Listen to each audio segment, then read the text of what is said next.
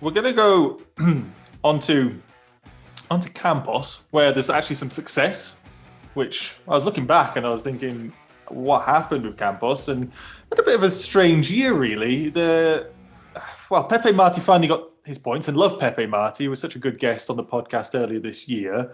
Hasn't really been his season as youngest driver. Not to the same extent as Giroud, but a bit of a swapping seat with Hunter Yeany getting most of it. But then, obviously, he was unable to race. And Ollie Goethe came in and impressed.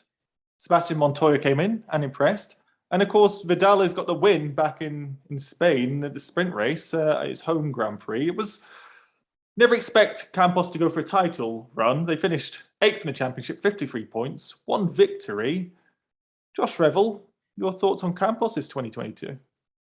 Yeah, I don't know about them. They were kind of odd. Like, they obviously had speed, at least in pockets of the year. They definitely they weren't Girouds, that's for sure.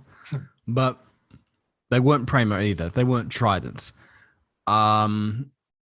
With you got to think about the driver lineup they had. Pepe Marti came in with a lot of expectation, especially after F4 UAE, where it was just like, was it F4 UAE where he was? I'm going to double check. He was showing a lot of promise in Asia. Let's call it Asia for the moment. There was something where he was showing a lot of promise. People were like, whoa, okay, first time racing a car. This is actually quite good. It's Formula Regional. Right. Then you obviously had David Vidales, who was extremely fast, even if he was somewhat reckless at times. And Hunter Yeany, who came in midway through last year, and he relatively impressed. It was like, okay, well, let's see how they do.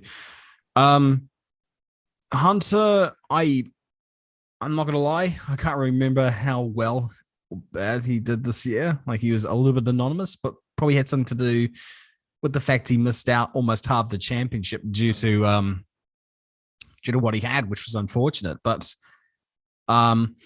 Marti probably didn't deliver how I would have expected, although you can give him a pass due to inexperience.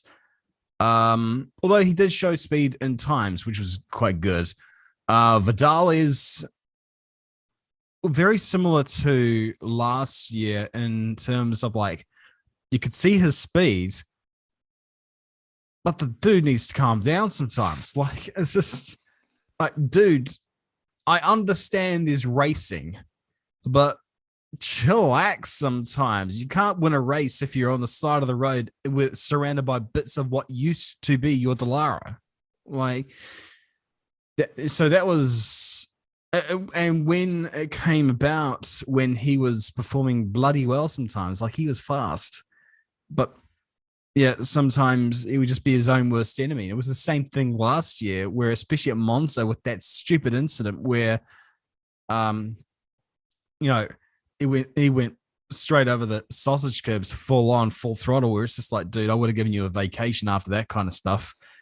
That's the one thing I didn't want to see this year was any amount of recklessness, which is, I know it's all very easy for me to say this kind of stuff, but it's more just like when you see a driver who can perform well, the last thing you want to see is for them to throw it away. But overall, for Campos, I'm getting a sense of perhaps unfulfilled potential, maybe, I guess, through sort of the drivers they had, stuff that we saw in pockets throughout the year.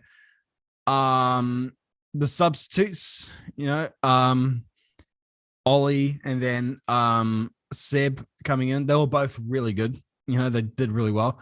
I think, I